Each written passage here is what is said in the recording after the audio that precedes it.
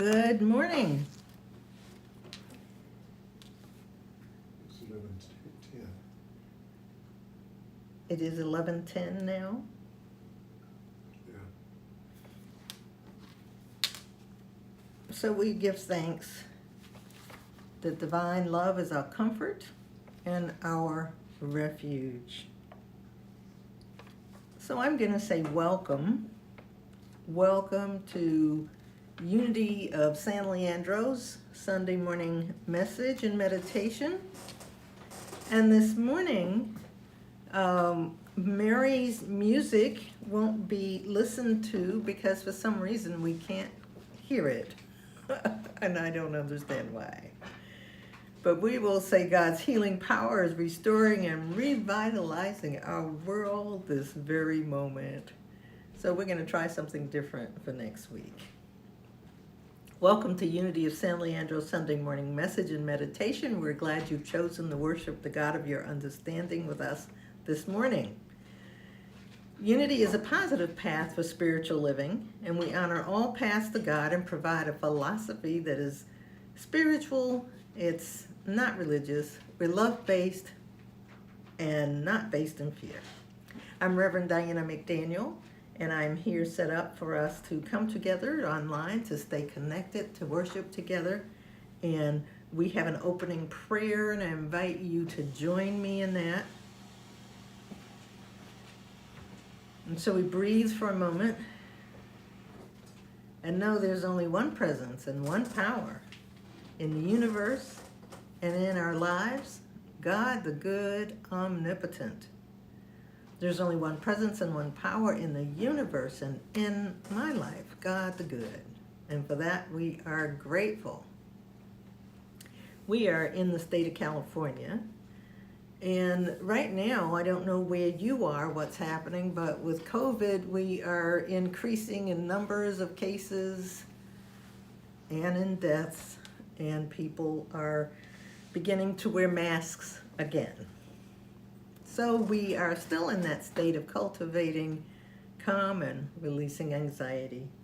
This morning we have George McDaniel, who's reading our daily word. And today is September 10th, 2023.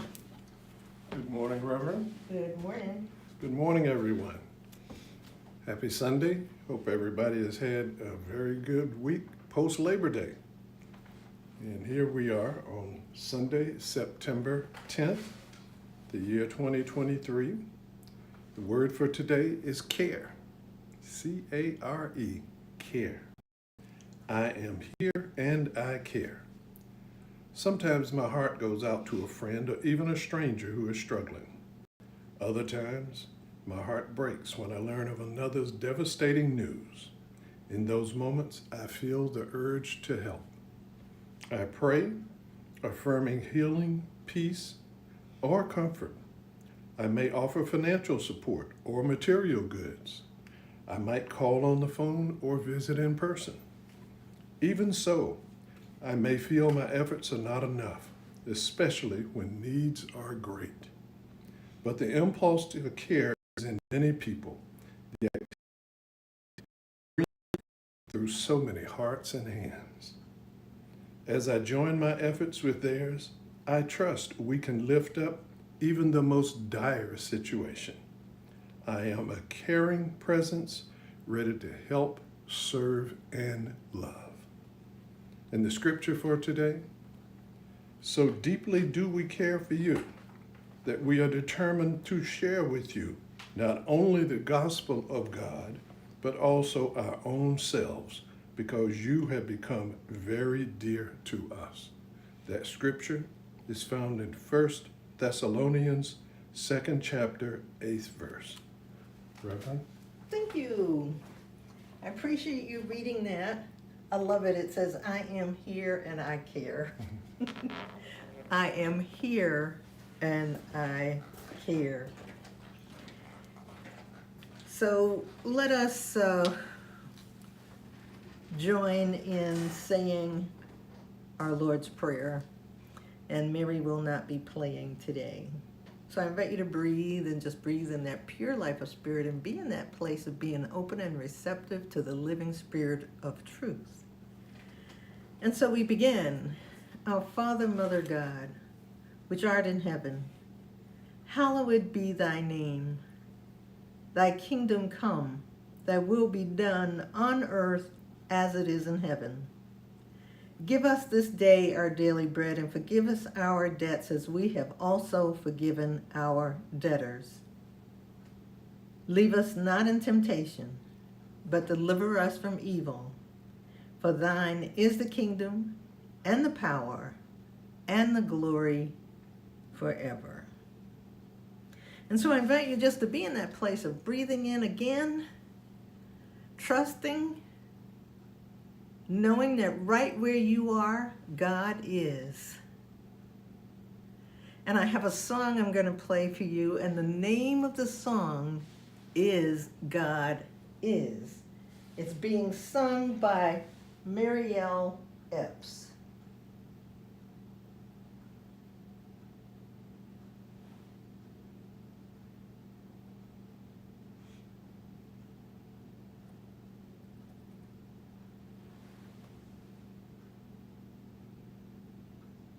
Oh my goodness. It's not.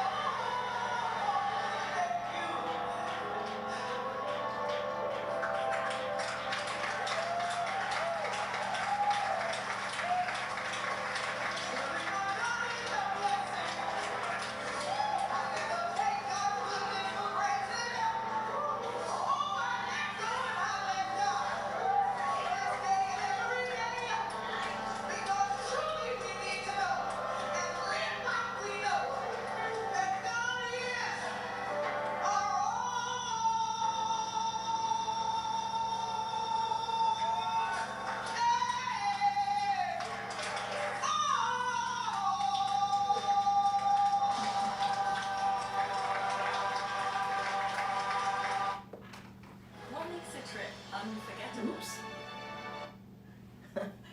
That was, her name is Mary L. That's M-A-R-Y, like Mary, and E-L.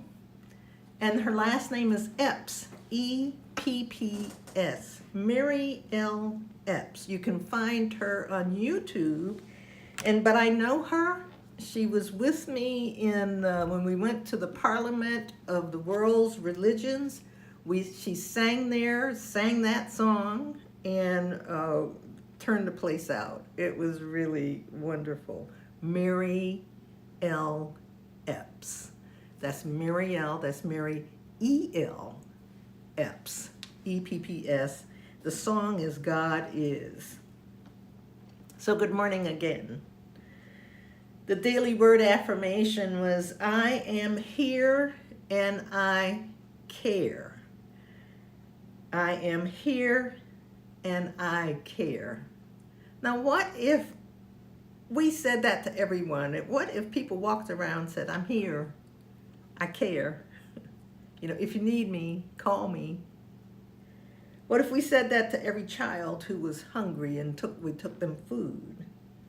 People who had needed help, people who were unhoused, and let them know we care. Life events happen. We have happy ones that happen, and we have sad ones that happen. And our best preventative and protection is to be pre-prayered, to be prayed up, to focus on that idea God is all in all. Yesterday, my mother had chest pains, and she was taken by the paramedics to the hospital. And my brother called, and my first thought was, she just told me the day before she wanted to be with her brothers and her mother, her family, which meant she said, I'm ready to go. And it was like she was asking me to help her go. She said, I want to go, Diana. I said, you know what it's like. I'm sorry, but I can't help you with that, I don't have that power. So when my brother called me yesterday, I had to pause and think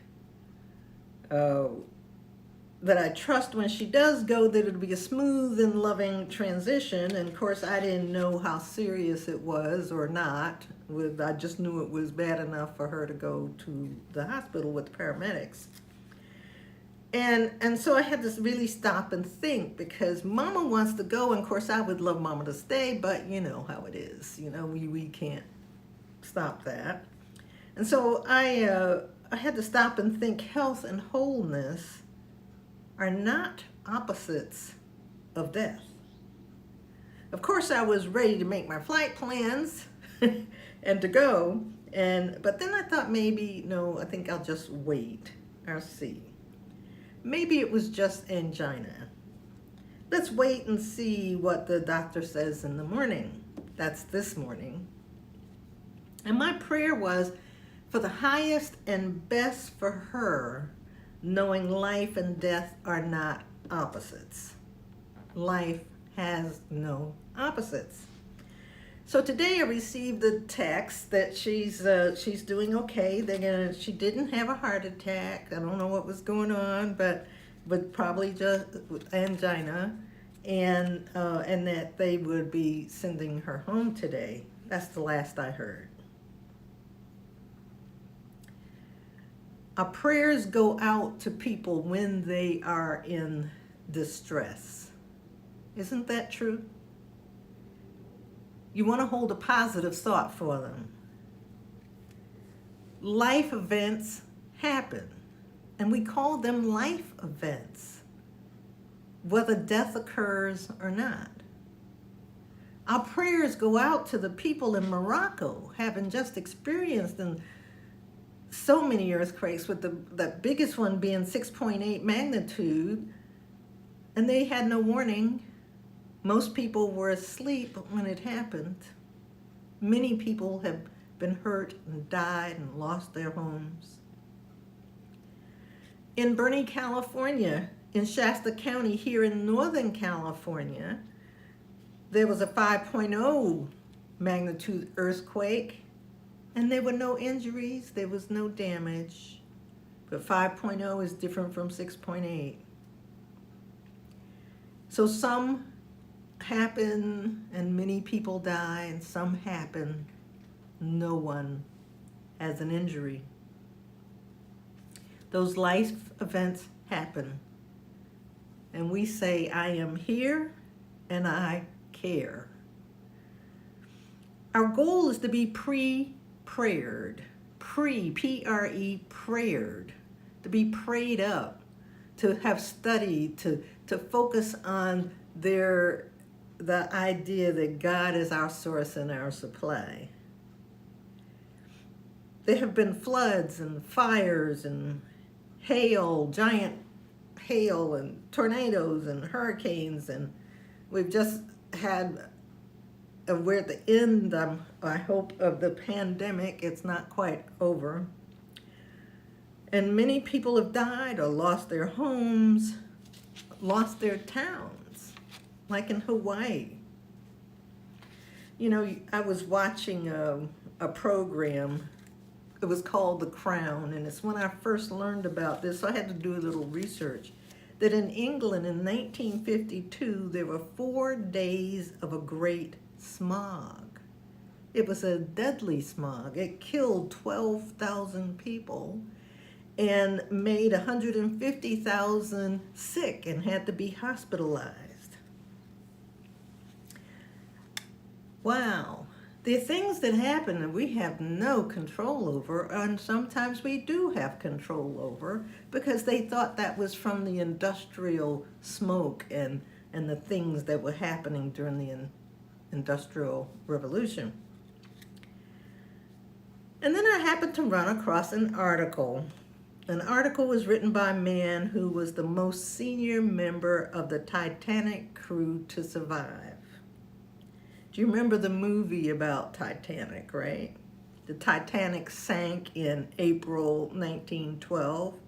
It was true that that happened. We're aware of that. His name was Charles Herbert Lightoller, who wrote this article, and he wrote it for the Christian Science Journal.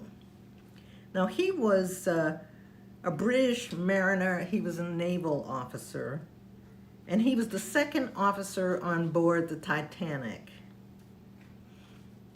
He was the officer in charge of loading passengers into lifeboats on the port side. I guess they had different sides they were responsible for.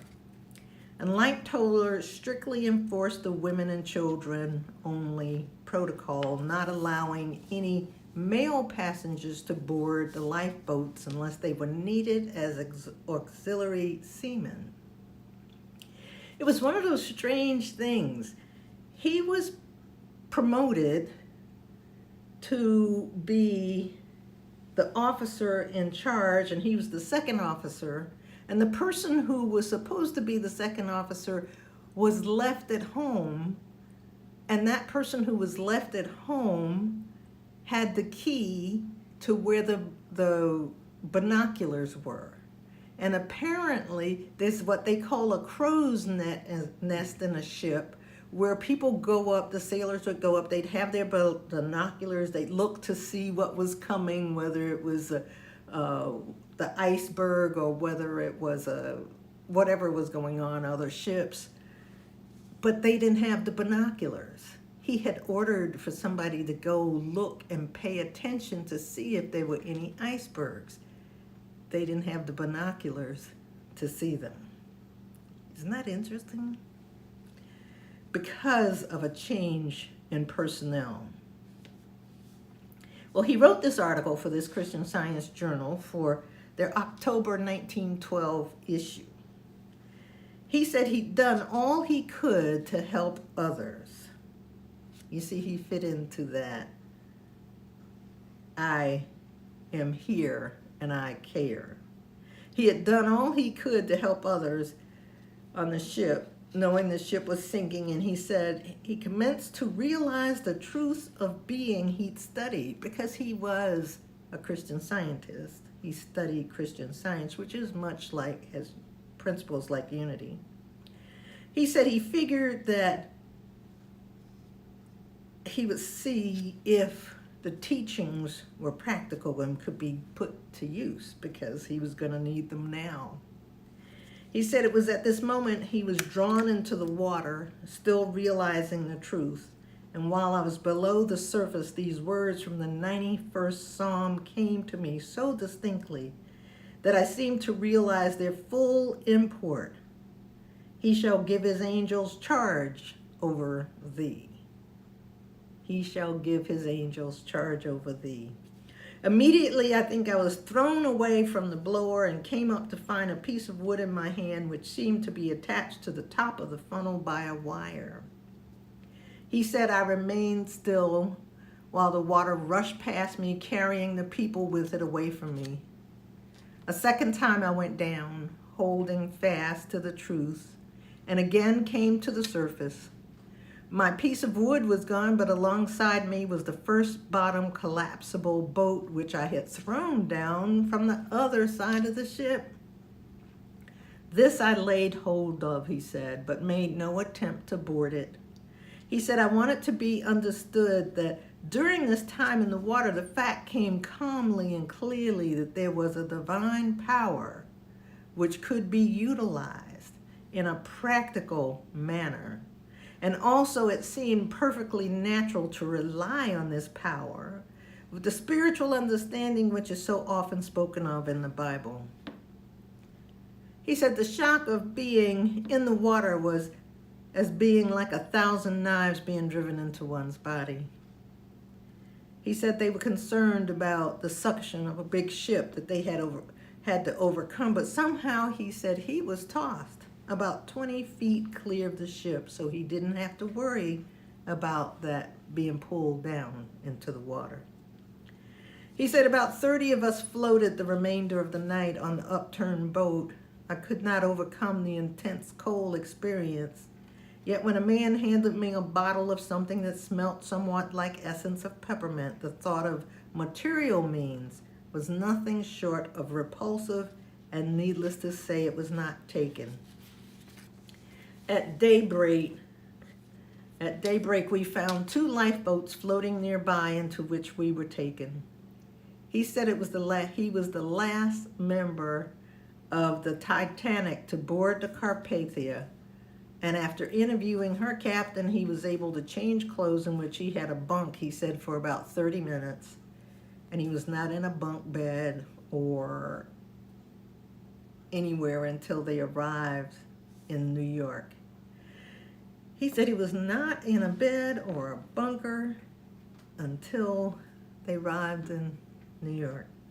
He said he had no effects from the immersion in that cold water. He says that people were surprised by that, but he said it only goes to prove that with God all things are possible. I believe Lieutenant Lightoller was pre-prayered. He was using his principles. He was holding fast to that idea of angels having charge over him.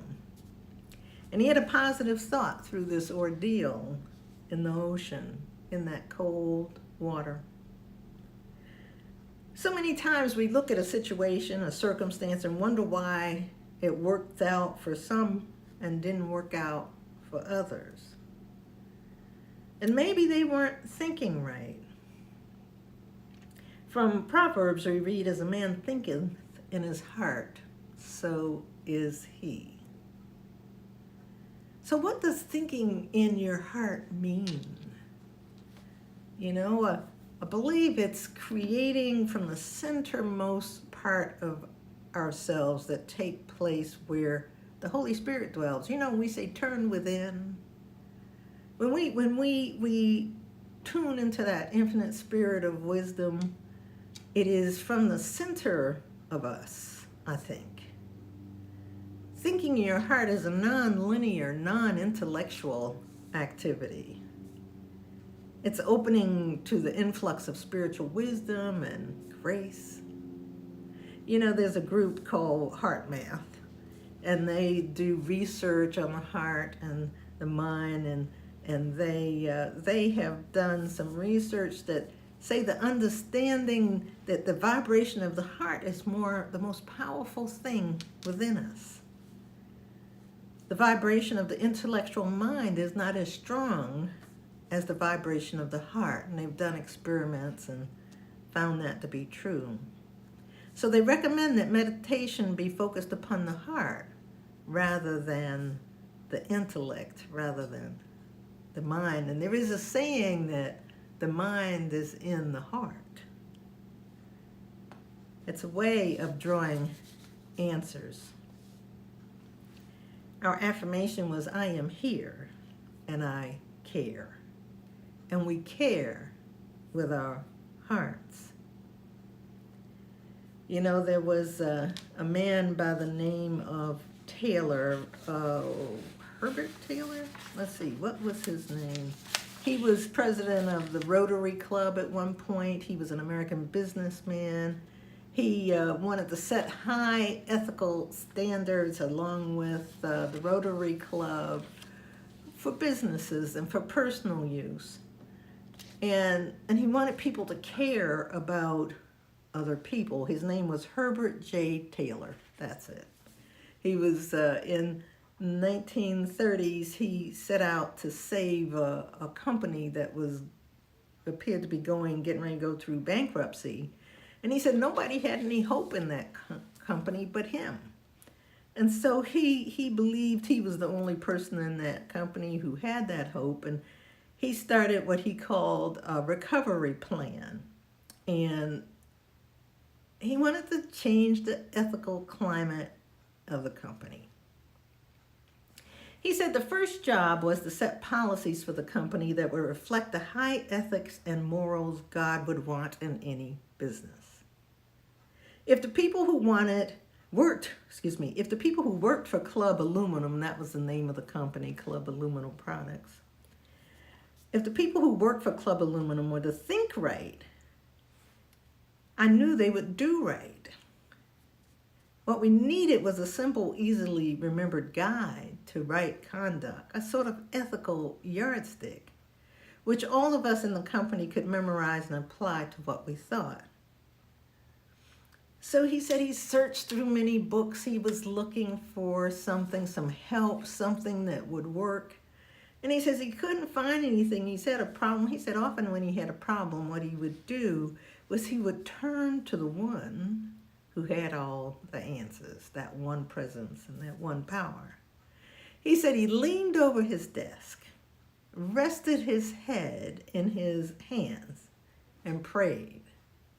He said after a few moments, he looked up and reached for a white paper card, and then he said I wrote down the 24 words that had come to me. And these were the words. 1, is it the truth? 2, is it fair to all concerned? 3, will it build goodwill and better friendships? 4, will it be beneficial to all concerned? He called it the 4-way test of the things we think, say, and do. It ties into I care. I am here. Is it fair to all concerned? Will it build goodwill and better friendships? Will it be beneficial to all concerned? I am here and I care. Sometimes we wonder why one person prospers and another does not. Why do some seem to be favored and others seem to really struggle? Let us remember that God has given every one of us the same divine laws to live by. We are all one in spirit at the source, yet though through our power of thought, each of us has developed differently. So today I want you to be in that place of feeling it, that I am here and I care. That you build that ethical way of living, like that 4 tests, those 4 questions? Is it the truth? We've all developed differently, and we may use our power differently and use the divine laws freely to bring about peace or discord, health or disease, abundance or lack. We can choose. Universal laws are all the same for each one of us. Therefore, let us learn to think wisely and bring forth only that which is good and true into our lives. So we must get rid of the idea and discard that error belief that others are favored and that we are not, because we all are. We are equal in our share of potential blessings. It is up to us to bring forth the good. Each of us can choose our thoughts, our feelings, and our desires. We have to remember our mind controls our body. Let's put our mind in our hearts. But we also remember that what I think about, I bring about. So how are you feeling? Let's feel that care. There's only one presence and one power, and I am an individualized expression of the one. There's only one presence and power, and you are an individualized expression of that one. So we give thanks that divine law is perfect, that we can access it, that we can say, I am here and I care, that we can send love, we can do loving things for people, we can begin to be more kind and caring. And then let's see the angels having charge over us. That we are prepared when we're thinking positively, when we're doing the right things, when we're thinking rightly. And so it is. And so we give thanks for the day. Mary said it's really sunny outside today. Really, here in California, the weather is lovely and it is beautiful. So I invite you to, this is the normal time we have an offering blessing, and I invite you to hold your pockets or hold your pocketbooks and be in that place of being open and receptive, knowing good is coming forth in your life. Shows up in many different ways. It may be financial, it may be in love, it may be in relationships. It's something good is happening for you today. That's the idea. And so the offering blessing is, and remember, there's no lack of limitation in your life. That's the goal, right? And so we breathe. Divine love flowing through me blesses and multiplies all the good I am and have, and all the good I give and receive. I am grateful. And so it is. And so we know that we are grateful, trust we're grateful for all your gifts, whether they're positive thoughts, prayers, whether they're financial gifts, that Unity of San Leandro is grateful. And let's see,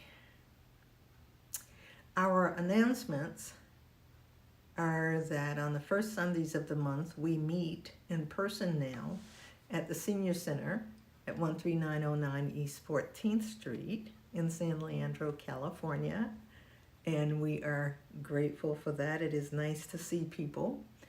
And then on that, we meet at 12:12 on that Sunday. But on the other Sundays, we meet at 11:11 like we did today. And we invite you to continue. We will continue live streaming. On Tuesdays, we have a Prosperity Mornings, we're calling it. And we invite you to join us. That's at 9:30 a.m. Pacific time. You can go to our website, unitysanleandro.org, and click on the coffee cup, and that will bring you into the meeting. And then on Wednesday evenings, we have Mastermind Prayer at 6:30, from 6:30 to 7. And let's see, you do the same thing, unitysanleandro.org, and go to the coffee cup and click on that. And that will bring you into Mastermind. Today at noon, let's see, we have a few more minutes, but at 12 noon Pacific time, we have a virtual coffee hour. So grab a cup of coffee or iced tea or whatever it is you'd like, and just join us and go to unitysanleandro.org, click on the coffee cup. That is truly set up for our virtual coffee hour. And any more announcements? I think that's it. Tuesday, Wednesday, the first Sunday of the month. I think that's about it. And so hopefully we will have Mary back with us next week. We will see how we're going to experiment. And so remember that the light of God surrounds you and the love of God enfolds you. The power of God protects you and the presence of God watches over you.